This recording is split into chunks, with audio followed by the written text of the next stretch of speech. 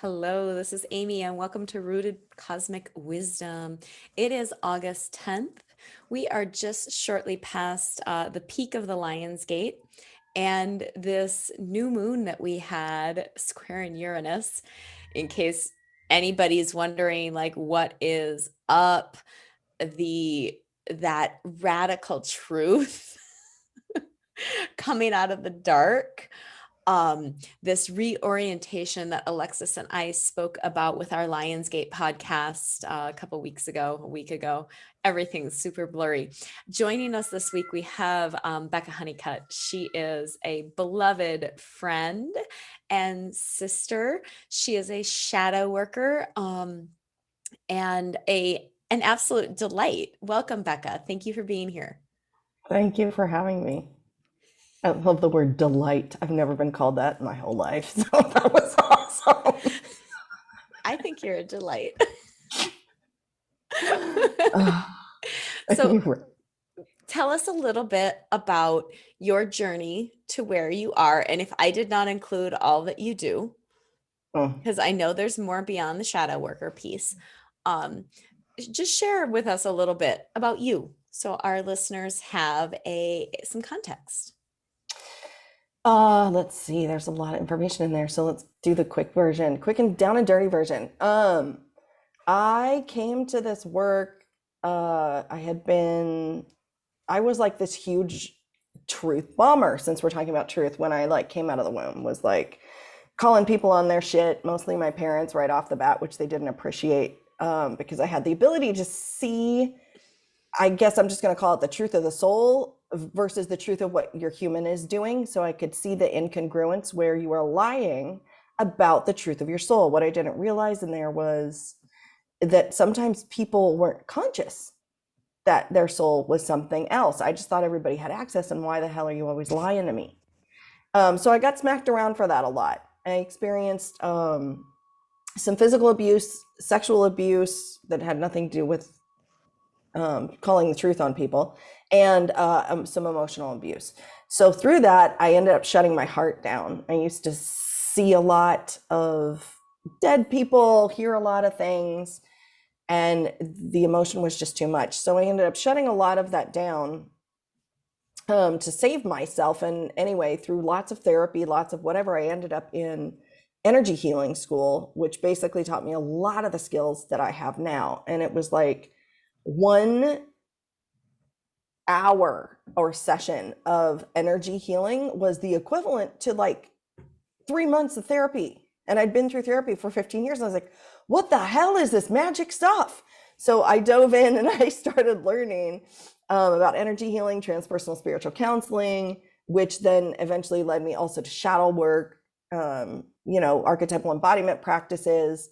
And I just fell in love with that stuff. So it was like, and then for me, I'm on a mission to like help other people that are like me, which are basically, I hid behind the mask of tough, self-reliant, no one's getting in here, Fort Knox, screw you kind of shit. But really, that's a front for, I've got one of the most sensitive hearts and I don't know how to keep you the hell out of it. So we ended up, I ended up in self-betrayal a lot. People, we take on a lot of abuse. We take on a lot of stuff because there's such a big light. And somewhere in there, it's like in the energy world, when you get into people that want to like shut that light down because we can't control you, you freak us out, you're a threat, we don't know, whatever that is. So now what I love doing is helping, people, mainly women, wake up to that light. It's like, how do I step into my power and not be afraid? How do I even get out from all this other crap that's controlling me from a subconscious level that I didn't realize? So that is currently the work that I do. Amazing. I love the reality that an hour of energy work is equivalent to like months of talk therapy, because how much it shifts it and how fast. That's beautiful. I've never like made that equivalent, even though it's what I do. Like I've never framed it that way. We always And I love forget it. where we came from until, you know, Hmm. yes. Absolutely. I let's go into what shadow work is, because some listeners may not have any idea what that means. And I'm curious, Becca, what your kind of view is on that. And then maybe we can all kind of chime in as far as what is shadow work. Sweet. I love that. Yes. I noticed that when I've said shadow work on some of the stuff I post on Instagram, people are like, don't you work with the light too? And I'm like, oh, honey, no, no, no. So let's get clear on that. Shadow work is not like anything evil or bad or wrong. Shadow work is basically, my definition of it is the parts of self that you feel are unacceptable, either to yourself or to others, in order to belong. And so you push those way, way, way down and hide from them and basically sacrifice yourself in order to belong to unconditional love. So in order to get back to unconditional self-love, I have to go down and get the pieces that it's like, my anger. When I get angry, people don't like it. So I just don't get angry. Well, that's not being the fullness of me. And there's also positive sides to that, right? Where it's like, if I stand in my beauty, women get jealous of me. So I try to be as ugly as I can and push it down and not, it's both and on all of that. And it's really coming back to a wholeness of self by realizing there is power in my anger. Without my anger, I don't have the power to set boundaries. I'm completely limited in other ways. Doesn't mean I have to rip people's heads off, but let's claim what's ours and get honest rather than working to get shit right for other people. I love that. Beautiful.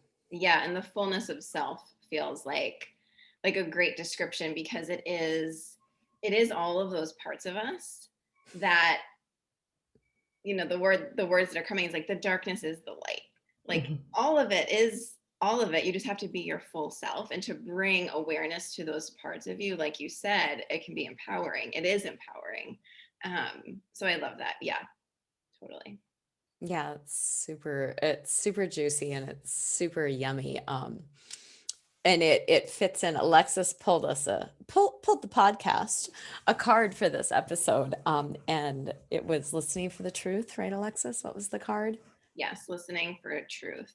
And that feels so much to me like it really plugs into the shadow piece, because how many people out there will have hurt feelings, will have anger, will suppress their wants or desires.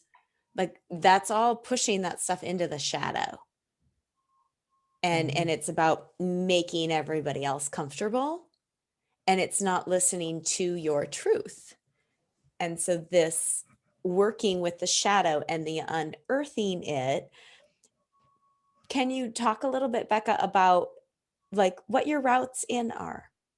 What roads do you take in for this? Well, that's a good question. It depends on who I'm dealing with. So I also work heavily with the constructs of Wilhelm Reich's characterology, Wilhelm Reich's characterology, which has to do with defense structures that you go through. We all have these, it's developmental stages. And it's based on the premise of, is my defense is always going to protect me, right? But sometimes I know I'm using that defense and I'm bullshitting so I don't have to go do the work, versus my defense is actually unconsciously being used because my inner tiny child is totally feeling threatened. So there's a right place to use it, and then there's a BS place to use it. So I'm constantly reading my clients to go, I'm going to push your BS a little bit, but I'm never going to push, excuse me, past that child terror. Like we're going to walk hand in hand through that. But so for that, it depends on the doorway that I take. If you're BSing me, I usually do a lot of asking questions where it's like, I can already see what the answer is, but I want to know how much the other person really knows about their own answer, about how defended they are, and just ask questions to get real about, is it this or is it that? Is it this or is it that? What's the truth of what you're really feeling? Because it just doesn't serve us to hide the truth from ourselves. It's we've like all been conditioned, it feels like, to take responsibility for other people's feelings. Like no one should feel bad, and it's my job to get smaller to make sure that you aren't, afraid of me or whatever. And it's like, I don't know about you, but I always feel better when I get the truth, even if it's something that's like confronting or I don't want to hear. When somebody's just like, Becca, when you said that, it really pissed me off. I'm going to be like, oh my God, it feels so good to feel that other person. I can come up against them in a really great way that now we can do intimacy. If I'm not going to be honest, I can't do intimacy with you. Yeah, that's beautiful. That if we're not willing to be honest, to give you like I'm hurt here, there's no space for intimacy. Mm-mm. There's no holding. Um, how are you seeing things dance with the current wildness of the energy? Lord, baby Jesus. um, such a fun, scary topic. I'll just give you my straight up truth, and stuff. That's what we're talking about, and I'm going to keep it out of like, judgment as best as I can on anyone else. But my little dark goddess, that's also a piece of shadow work, right? Is that little dark goddess that like likes to get twisted about it and shove shit in your face. So I have to watch that right now. Um, for me, this has been like just in the energetics, I'm watching the energetics of everything. And I'm also watching human versus soul. And I've been seeing holy war in the energy field since before this corona started. And now it's really in the air. Like I can very much feel energies in that way. And it feels like a fight for the planet. You know what I mean? And it's also because I like, for me, I know what I came here to do. I know what's on offer. I know which way this is going to go at the end of this. Like we're not here to fail that. But right now, it feels like is asked to see our soul, asked to know ourself from soul self. Wake up out of, you are just this human, you are at effect only, you have no cause here, to what is the truth of what we are, because that is what wants to come through right now. But there's so much fear being thrown around so that we can't access our own alignment. And for me, it's like I just keep wanting to like wake people up to, I feel like, what is that movie, Divergence, where it's like, I want to get you into what your alignment is. I don't give a shit if it's the same as mine, different than mine, whatever the fuck that is. Just find your own alignment where you're not checking my alignment with what's outside of me to know where to stand. The only way I can know where to stand is to go in here and find it. And I cannot do that without knowing where my soul is right now, because my human is in such freaking terror about what's happening. I need soul alignment.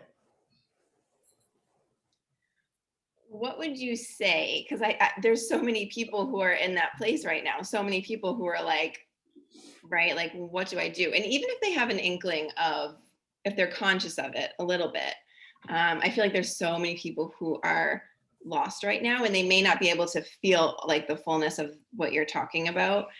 So what would you say for someone who like doesn't know where to start, or doesn't know, right, like how to even, like, where to begin? What would you tell them? I mean, it's a huge question. I mean, like, I'm just curious what your answer. No, I'm totally down with that. For me, it's starting with intuition. Intuition is going to be the key to noticing, because, and the other part of intuition that is easier to grok is like, it's felt sense. So my intuition isn't, what is my mind thinking about? Like, I'll tell people to just go do stuff. Like if you're going into a building, push the elevator button and stand in front of the one that you think is going to open first and see how you did. But you can't think your way through this. So intuition is not mind thinking. It is complete gut thinking, which means my gut is the brain. So everything is going to be like, like when you go to the beach or whatever, and sit down and maybe you say a prayer or you have an intention and all of a sudden something happens. Like there's a sunset or this butterfly flies by and your whole heart just like jumps out of your chest. That is intuition. You know that that's a message. You know something in your body knows that's a sign. Your mind will dismiss it. Your mind will always argue with what the hell your gut has to say about it. That's why this getting out of conditioning stuff is so important, because we're getting out of the mind that doesn't really know. So it's that same feeling. So it's like using yourself as your own pendulum. I'll often do like exercises. I can give your people an exercise where it's like, if you just like completely go stand up and then go to neutral in your body right now.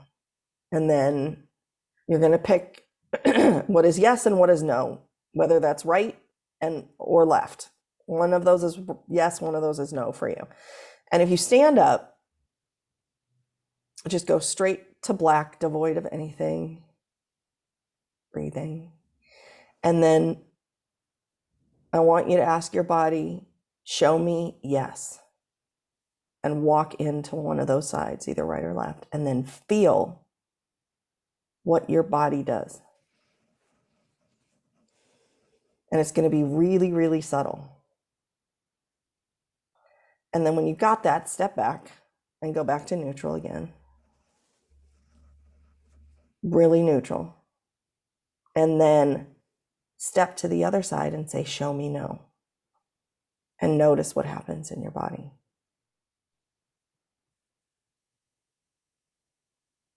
And then come back to neutral and wipe that off. So yeah, this makes it visceral. It's a felt sense. It's a lived experience. It's not something your mind can tell you. And it can be very, very subtle, or it can be very, very loud, depending on who your people are and how much work they have. And I love that, because I have some friends or people, or, I've heard some people say with things like tools, like pendulums, like we can get over, right? Like we can overuse them. And so making it that your body, like how beautiful that your body is that, because we are, right? And we know, and it's beautiful to have tools, but I love that practice, because it's like, well, it's bringing you back into your body as the tool, the only tool you'll need. Love it. So it good. was beautiful. Yeah, it was super good. Nice. It's fun. It's fun when you realize you have this power inside of you, and then it's like, then you can play with it. And the more relaxed and at play we are, the more awesome shit we can receive, the more connection we have and all this stuff. So it's like when you're in fear and terror, you don't have access to any of that. Your mind's the thing that's trying to answer it. So it's like, where the hell is faith right now? What is your faith in? And lean as hard into that as you can. Yeah. And I think like back to that original question of, and the more you do it, right? So the more you practice and do it, it just becomes innate. It just becomes just part of you. And I think that's how we're all gonna find what it is that we need to do. Because even, people can get like, well, what's my purpose? And people can get really discouraged. Like, it's just that. It's just really following your truth every day. And so I love those practices that you, and those examples you gave that are really tangible, because this isn't some like crazy thing that like, we have to, practice and we'll get there in 20 years. It's like, no, it's right now. Like it's right now. Yes, it is. It's right now. And it is something, I love that you brought that in, because it is something that everyone has access to. That like magic is not anything that's like woo woo out there. That's what everybody's been taught it is. The truth is, it's all right inside you, and it's actually very practical. You just have to listen. You have to open yourself up to yourself and listen to the truth of you. Yeah. And then trust it. Yes, and then trust it. Yep. And follow it. Yeah. That big step for people does seem to be the trusting it, to get out of their heads, to stop pulling from the past or projecting to the future, making assumptions, all of the messy things that our heads do when we're so dug into that logic place, because it pulls us right up out of our bodies and tries to fit everything we are into our little heads. And like, this is not like the end all be all, this head business. Like this practice of dropping down and using your body as a pendulum is really like, I'm totally using that. Yes, use it. That's what it's for. This is what it's for. I am using that one. Use it. Use it. Use it. Use it. Use it.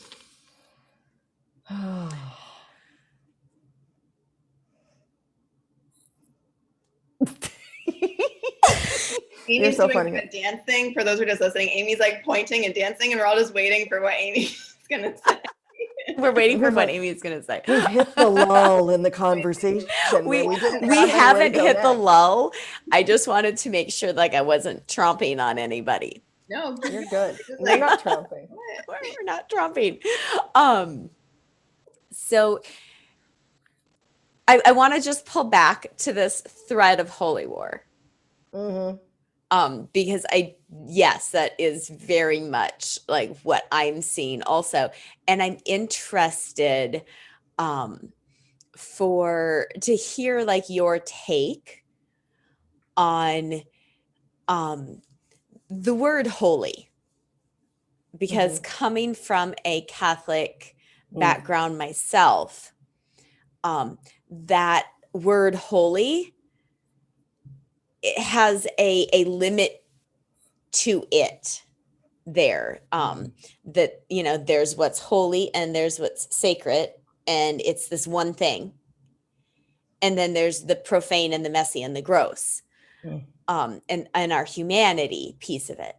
So I'm really interested and curious to hear you speak more into how you are feeling or seeing or experiencing. We sitting here, we understand the why. I'm interested in the how and the what, the how it looks, the what we're experiencing that plugs into that from your perspective. Wow. Okay. So it's for me, it's different. The holy part is the difference between love and fear. Like, it's actually really simple for me. So, like, what was it? 2008 inauguration of Obama. I don't know why, but it was inauguration day, and I was literally sitting at work, and I wasn't even watching the inauguration, but it was like I felt this huge, like, God picked up a rug and went whoosh, and like shook it up, and like all this dust, and I was like, did we just have an earthquake? What the hell happened? Everybody else is behaving normally, so I'm like, okay, this is an energetic thing. And I begin to see a crack in the earth, and it was like love was on one side, fear was on the other side, and it just kept getting wider and wider and wider. And I'd check in with it, and I kept getting like messages about, you know, love over fear, and then this orientation that I needed to have. And I had no idea why at the time, other than what I was being told is it's going to get so wide, you're going to get to a point where people are going to have to choose love or fear to what is running them, really what is running you. To me, that's what this holy war is what is running you, is the puppet of fear hand up your ass, making you do things that you don't want to be doing and making you run out of fear, or is the love puppet the thing that's up there going, I don't know how I'm going to do this, but I'm going to find a way to love through this and find balance in the polarities of what's going on, but what is running me? So to me, that's what the holy war is what is running my choices, what is governing my choices, what is all of that. And it goes right back into the sovereignty, and then being able to find that through my intuition, through my soul alignment. And it's like, and again, I don't have anybody's choice on what they do. My agenda is I want you to have the freaking choice. I want you to, that's what I give a shit about, is that you get to choose from a place that lights you up, not a place that tears you down. So to me, that's what the holy war thing is. Beautiful. And you can really see it right now, or at least I can really see it in a lot of people, of the people who are holding on to the fear. And again, no judgment, like we're all where we are, but Yep. there's a comfort in that. And Yep. they may be totally struggling and, miserable, but there's comfort in that, and what they know. And because it's like, well, why? Of course, love, everyone's just, but when you're actually in it, when you're living it and you see people in your life living it, you can see those people choosing fear. And then, and I can, like, even I'm just like thinking about my life and the people who are choosing love, like there's a frustration of like, why are you staying in the struggle? But also there's, when they're ready and they want to work with you, right? They will come to Yep. you if they need your help, want your help, but it has to be their choice. Yes. And that divide, I think you can, like, just for anyone to think about in their lives, like, I'm sure there's people that you can feel on both sides. And like you said, it's like that gap is getting wider. So I love that imagery too, of like this crack and it's getting wider, of, there's a lot of angst and frustration on both sides, because it's like, right, like one side is like, Yes. wake up, and the other side's like, leave me alone. And that's where we are. But I love that. And I think that, yeah, we can really see that right now for sure. Yeah. Yeah, it's a big, huge energy, and it's been getting louder. Like, I really noticed the ramp up with the first Aquarian full moon. I will confess, I'm like, things can't get any louder. You should have knocked on wood, girlfriend. Things can't get any louder. And the Aquarian Thing that was the end of July, and we will have a second Aquarius full moon end of August. So get ready, because we're in the middle of it. But yes, Amy. Yes, recognizing that Aquarian full moon was at, like, depending on where you were in the world, it was at the baby degrees, essentially. It was this like toddler infant space, and it was squaring Haumea. And now, just like a little astrology, squares are often seen as a conflict. You've got an energy moving one way and an energy moving the other ways, and they meet in this 90-degree place where they're kind of coming together, and they're like, who's going to be in charge? And I recently heard squares explained in this amazing way. So we had this square with the moon and Haumea, and we've been in this like year plus long slow mover, bless you, Pluto and Eris, we love you, squares between them. They're both slow movers, and they have their moments of being exact, but they move so little that it's kind of like we're in this continual square. And I heard it framed that a square is like when you're sitting in a chair and your feet are actually on the floor. I don't know who sits with their feet on the floor. I don't. I'm sure there are people that do sit with their feet on the floor. Your legs, your legs and your thighs form a square. And so these squares can be our ascension points, because when the two energies work together, when the thighs and the legs work together, they can propel us to a standing position. So this baby Aquarian full moon square Haumea, who is the goddess of manifestation and new earth. She's credited with birthing all of the Hawaiian Islands and their entire pantheon. She carries a makale, which is a scepter of manifestation. Like, she's really about manifesting the life we want to live versus the place we've come from. Like, coming back to Alexis, what you said a few podcasts ago, like, what feeling do I want to manifest? How do I want my life to feel? And then we've got this Pluto, who is like the shadow of I want all of you, squaring off with Eris, who is the goddess of like creative chaos. And she's in the same place she was that good old Chris Columbus landed in the Americas 500 years ago, to bring forth that level of creative chaos to the Americas. Like, you can't make it up with everything that's going on and everything that's being revealed. And just like Eris is this like street fighter, underdog, grassroots, like bringing in the love from this really like dark goddess truth way. And I'm really working personally to harness this Pluto Eris square to use it as a point of rising. Like, speak your truth, even if your voice shakes. Mm-hmm. Place, listen and pay attention for the truth of others.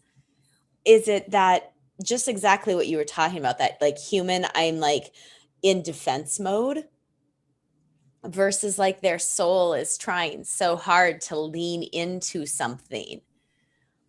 So that was my little tangent. I tangented I like your from the tangent. holy war into Eris and Pluto. And there is like Eris feels very much a part of what do we want to create? Haumea, what do we want to create? Pluto, how do you bring your shadow and your truth into all of this in a clean way so it's not coming out sideways? Yeah. And I think from I think when anything moves after it's been held stagnant for so long, it's gonna have to come out sideways. And I think that's why it's happening that way now. Um like I had said before, just to give your listeners a visual, is like that hose you haven't turned on in 28 years and you got a big chunk of mud at the end of it. That shit's gonna have to blow off, and the whole thing's gonna be like, and it's gonna go all over the place, right? Until you get to the regulated stuff that's below it. But it's like whatever turning point we're at right now is not, at least, the world usually repeats itself. I don't know that we've ever been here before. Like the astrology on offer has been stuff that none of us have ever seen before. And I know from a place of knowing my own like past lives and past lifetimes and being able to tune in. That's why my open out right now. It's because the choice that I have on offer is not the same too that I have been choosing from these last however many times. That she's like, no, choose something different. Have your anger, find balance, do not punish, right? Oh, it's a freaking hard line to ride. And no bypassing by going straight to soul. Like you've got to bring your terror with you. You have to bring your humanity with you into this. This is like a melding of everything. And it feels like in order to get to the future, the past has to come with you, but in a way that it's demanding to be witnessed so it can ride through us to leave. You know what I mean? Where it's just like, if my body is the container, all the shit that wants to leave that is no longer going to be true needs to pass through the body, and I need to witness it, which means I'm going to have to feel it but not attach meaning to it. Can I just hold and do the ride and then let that pass and then become whatever new thing that it is that I'm doing? And then in there, like that shadow, this is what's up for us to witness right now. Wherever you're in fear, like you want a really hard practice, here you go. You want to dive into the deep end of the pool, this is where we're at. You're in fear, you want to know how to get out of fear, fucking face it.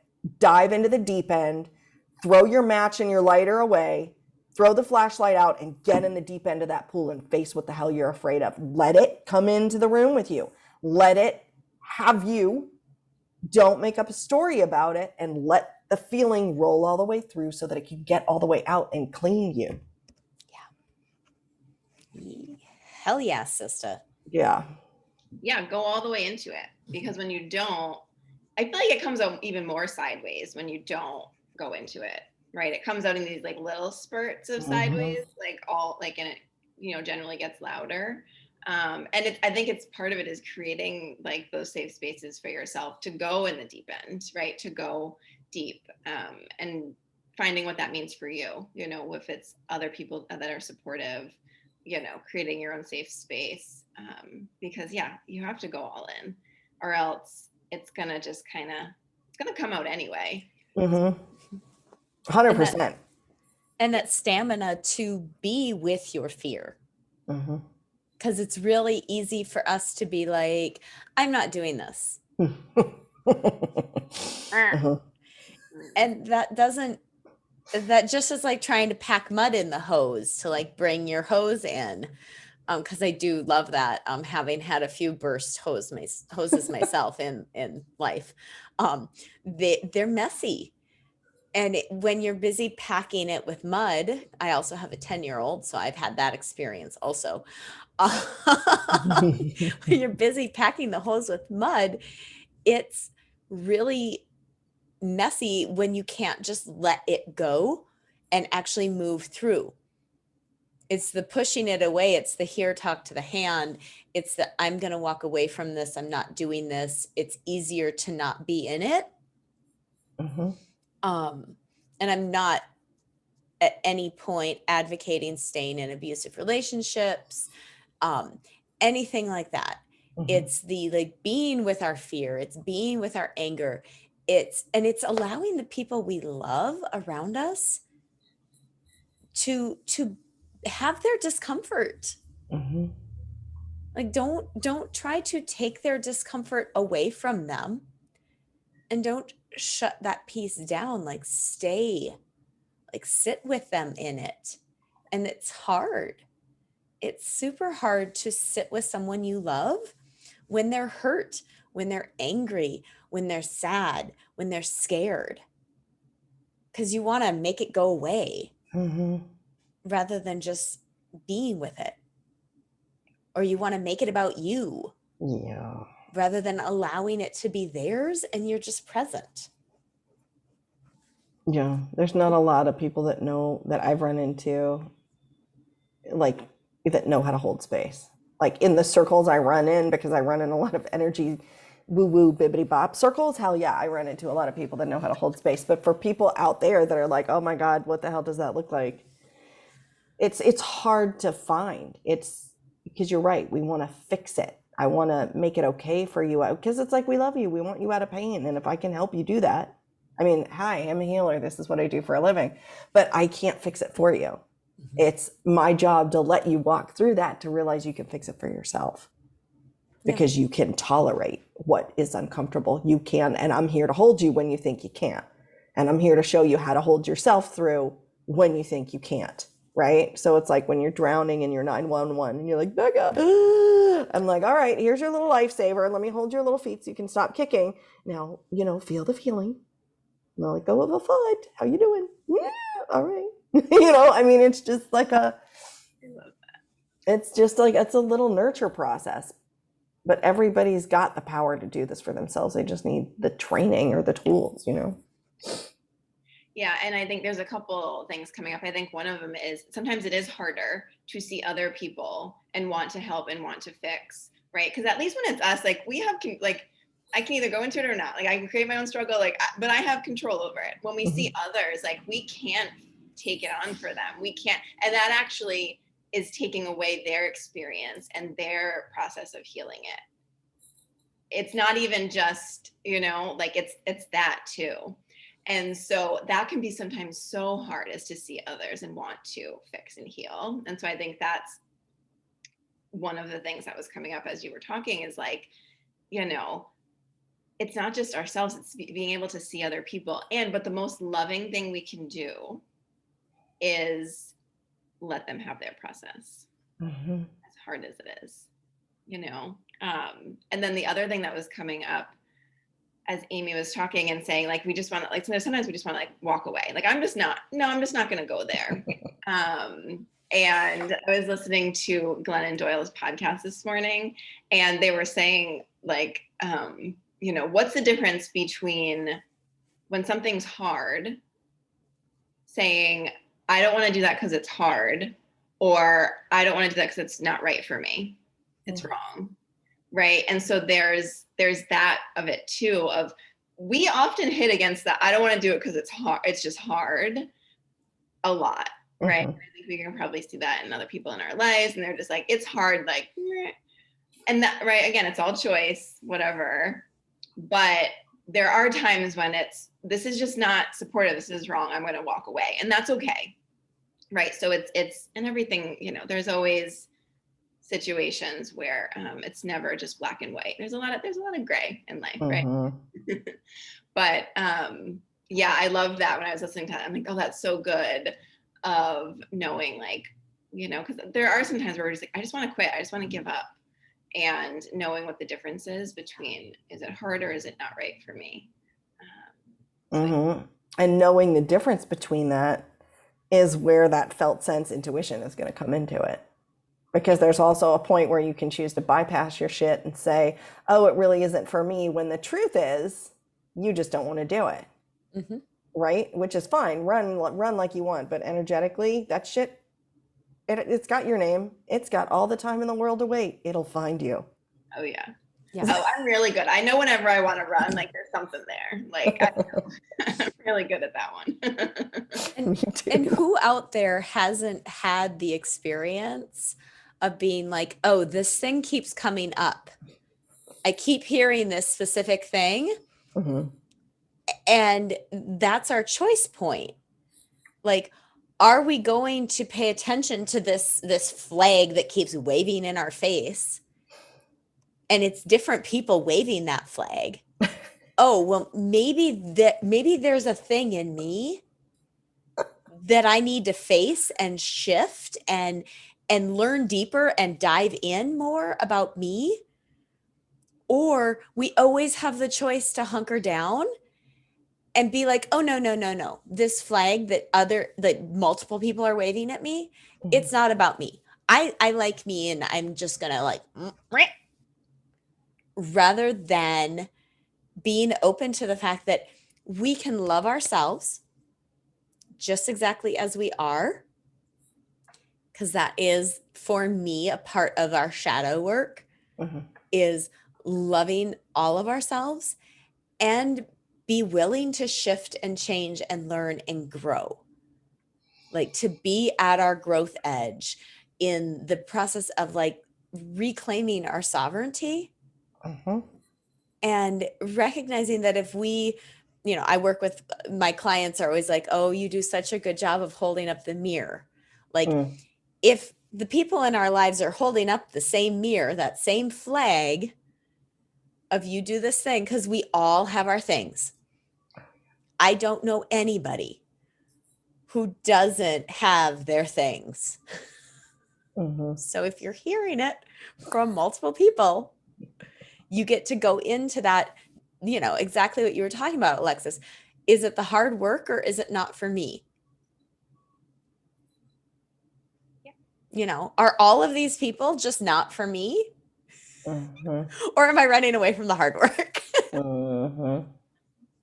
That's really interesting. Part of that too, I feel like boundaries is really loud right now. Right? Like, there could be just like, if all of these people just aren't, it's not resonating, it's not right for me, like, it could be that too, right? And so all of this it's all just information we're gathering. We're all just in this like big, information gathering space, and it's what we do with it.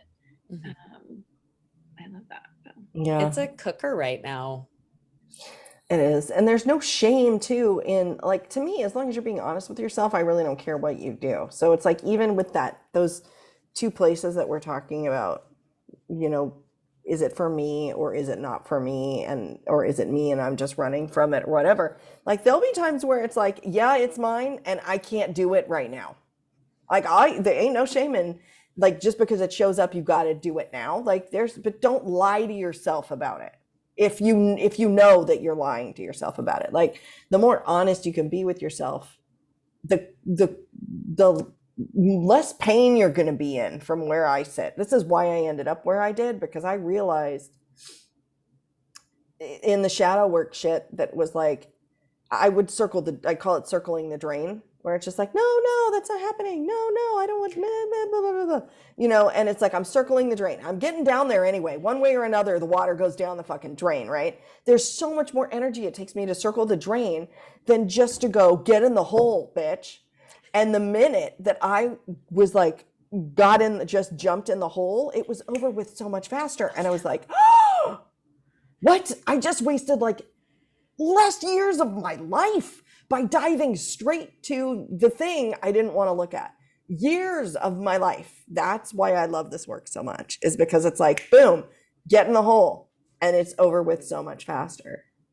And then that other thing that you were saying, Amy, about the patterns popping up or whatever to be done or not. This is, I can't remember who told me this, was a long, long time ago, but it was just like, when you notice the same pattern popping up, what's the common denominator? Me. Yeah. So it's my work. Pretty much. Yeah, absolutely. That, and there's also the, like, we will jump into the drain like when we're ready. Yes. It's both. Yes. And it's that internal pendulum, like coming back to that of being honest with yourself that I'm avoiding jumping into the drain because I'm in avoidance and I'm not ready. And I can be honest with myself about the fact that I'm not ready. 100%. And I'm ready to jump into the drain, because you zip right through it. You just go right down through that U-bend and out you go. I'm working on some plumbing in the bathroom lately, so plumbing stuff on my mind. I love it. That's totally all true. It's what we choose and how we choose to meet our challenges. And shutting down is definitely an option. Running away is an option. Going into it is an option. I tell, we've got 360 degrees of options, or you can do one or the other. Yeah. It's like how, if we're waking up and we hear all this stuff about consciousness right now, a lot of what shadow work is bringing the subconscious to the conscious. All right. So it's like 95% of what's running us is in our subconscious mind. So it is that same thing. But it will work no matter what I choose on that spectrum. Like you said, there's no judgment on any of it, even shutting down, cutting off, saying no, blah, blah, blah, whatever. The more I can be honest about my choice, the more honest I can get, brings the more consciousness to me to have my own power of working with this. It doesn't mean I have to, because I see it, I have to work with it. No, you don't want to work with it, don't work with it. You don't want to do it now, don't do it now. Yeah. But own your shit. It's nothing that makes me more crazy. You want to talk about the people that I just want to beat over the head with a stick because I don't want to see them in pain and I want to fix it, are the people that like lie to themselves about why they're choosing what they're choosing. And I'm just like, oh, I'm watching you. And your little soul is over there going, hey, I'm over here. And you're over here going like, shoo fly. And I'm like, oh my God, just say, yes, I see my soul knocking on my door and I'm terrified to answer it. So I'm not going to do that right now. Or I'm terrified to answer it and I'm going to get help right now. Or I'm so terrified, I just need to go cry and hide in the bath and not talk to everybody for 5 days. Totally cool. But at least you're owning that's power, to still own why you're choosing the choice. More powerful than, that isn't real, I don't want to, no, nothing is happening right now. Like to run from it, but know that you're not really running from it. That's where we get stuck. And then people get so stuck in that groove, they don't know how to get out. Now you're like trying to find a way to people please yourself and your own defenses. And you wonder why you keep choosing all these choices that you don't want to be choosing. Yeah. I mean, and I'm just like, my little heart for you people. No, get out of that pain. Call me. Isn't it fascinating that we are most terrified of what our soul actually wants? Like, we're most terrified of that. Like, isn't that just crazy? We're just such funny little human. Like, we're so funny. Yes. We are funny little weird humans. And like, I certainly watch it with my clients. The closer they get, the more open they get. They'll take their steps forward and then they'll just scramble back. Like, oh, that was like they got burnt. Like it was too close and it was too bright and it was too much. Yeah. Leo has joined us. Kitty. Leo the pirate kitty. Well, some of that too Because I love that. And what you're speaking to too also has a natural component to it. Mhm. Okay. So where it's like, and for me in my, in my system, it's expansion contraction is what I Yeah. do.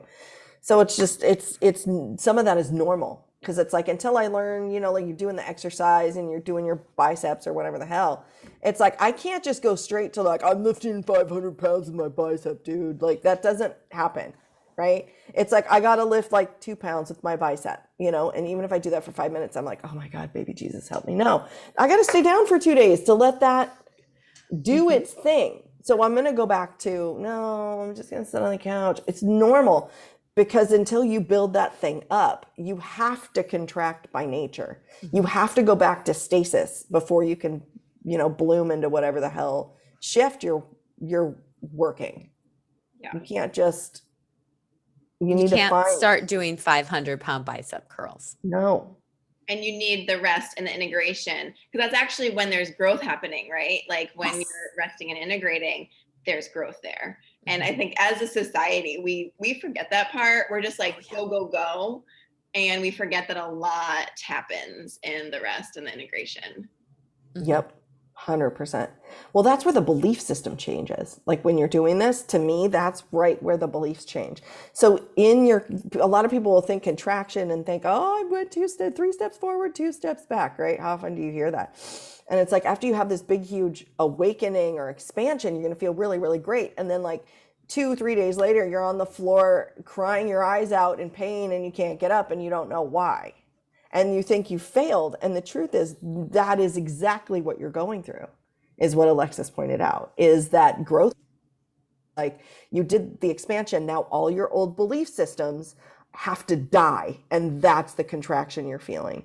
Is in order to be this new thing, I can't hold on to these old limiting beliefs, and when those die, it feels like it's contraction. It happens in a place of contraction, which is really growth. Mhm. And we are so like watching the light workers and the community of consciousness and all the buzzwords right now. Mm-hmm. There's there's this undercurrent of, well, contraction is bad. Yeah. Like contraction is bad, which can easily lead to, well, integration is bad. Mm-hmm.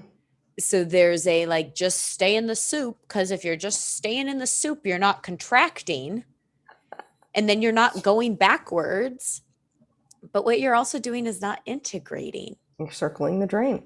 You're just, yeah, you're circling the drain. You're staying in your spiral in the same place. You're like a dog who's doing that thing right before they lay down where they walk little circles to try to find their comfort spot, and Mm-hmm. they just keep walking circles because they can't hit the point where their nervous system is like, okay, it's all right if I curl up in a little ball. Like there's no shame in hitting that point where you can just say to yourself, like, right now I'm wrecked. Yeah. And that's okay. Like right now in this moment, I'm wrecked. Give me 5 minutes and I'll do something like, I'm better now. And then give it another 5 minutes and you'll be crying again.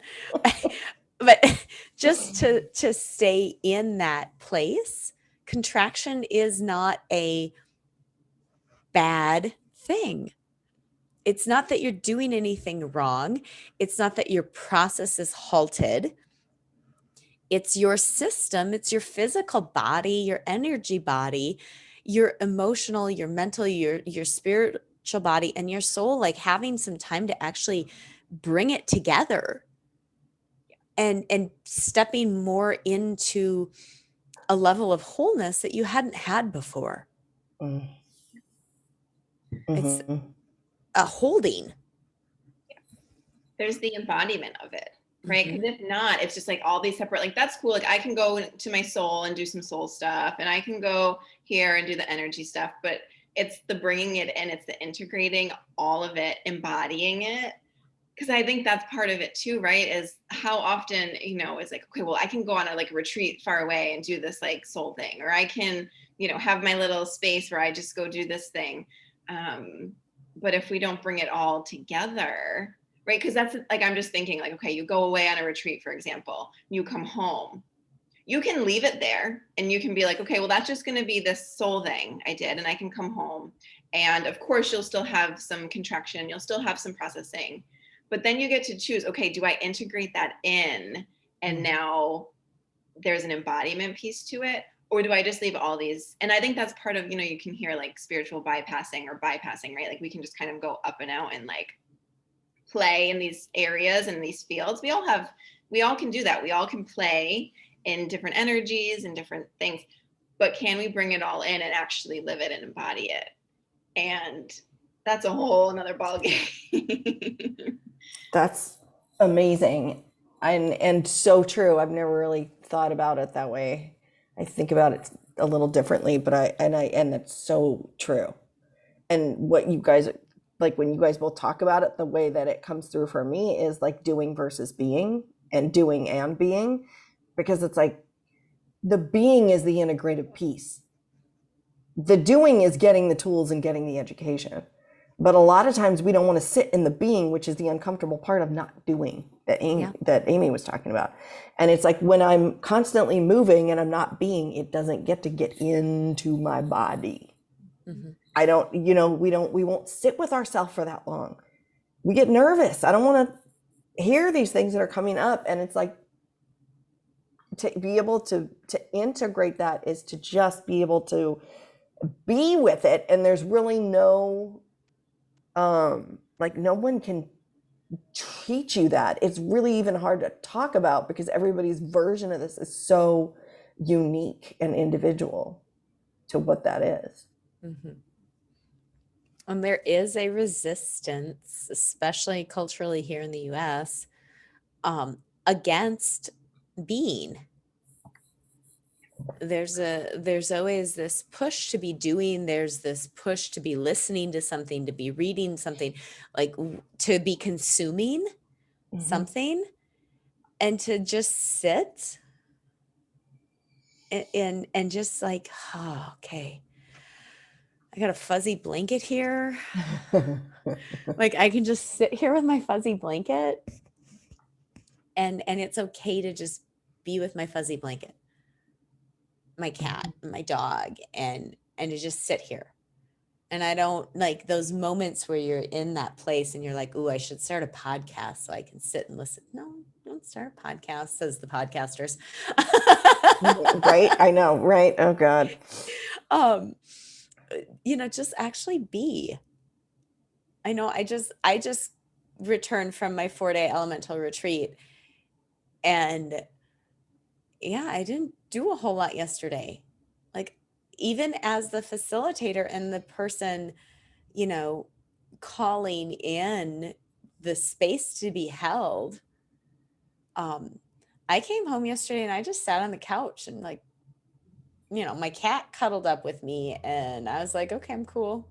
Just gonna sit here and listen to him like rumble and like let this move through me, because it is a big deal when we step out to create shift, to allow the being and the integration. And maybe that's something that we as leaders in this thing that we're doing, maybe we need to look at shifting the language and moving it from expansion to integration rather than expansion and contraction.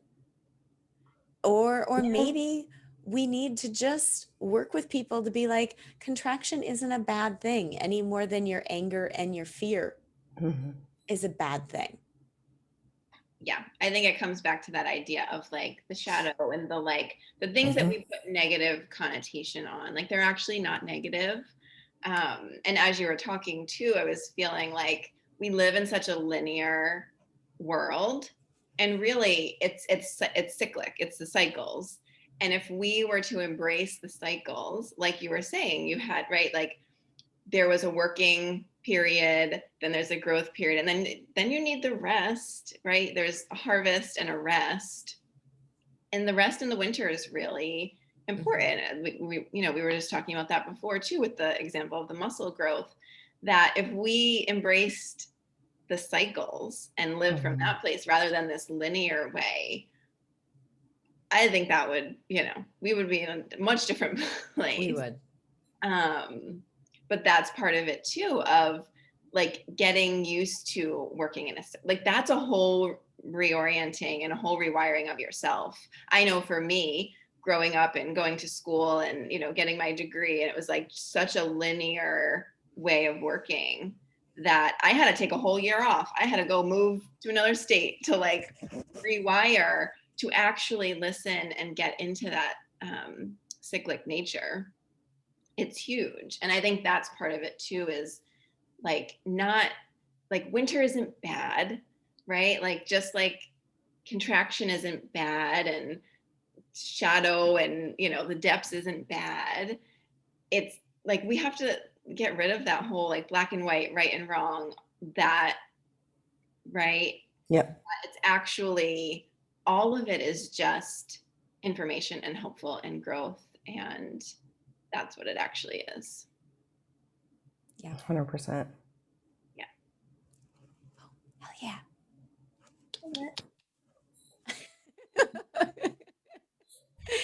Any last pieces that anybody wants to kind of bring in?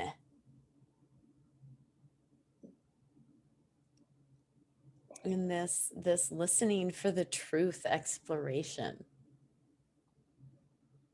There was something you were talking about, and I had something, but my brain has lost. Oh, there it is. Thank you. See, I knew if I started talking about someone would smack me in the head with it. Was the busyness piece, like the consuming thing. Like, I love that you had brought that in, because I found myself falling into that the other day, where it was like I was having a hard day and I was like, I need to look at this podcast, I need to listen to this, I need to whatever. And I heard go take a walk, and I was like, oh, this is interesting. And it was like, the lesson that came through was, you're searching for content to help you feel more stable, when the stability is in going to God, source, whatever, divinity, in those moments. And you're shutting me out by consuming while you're looking for me at the same time. And I was just like, oh, hell no. So it was just like, stop turning on the TV, stop trying to, because you're trying to numb out, you're trying to make yourself feel better, instead of actually connect with what would give you the growth and make you feel better on like bigger ways. So I just wanted to pull that piece in. Super good. I love that. Yeah. That feels like a really high note. Thank you so much for joining us today, Becca. It was such a pleasure to have you. If anybody wants to contact Becca, you will find her contact information in our show notes. And until next time.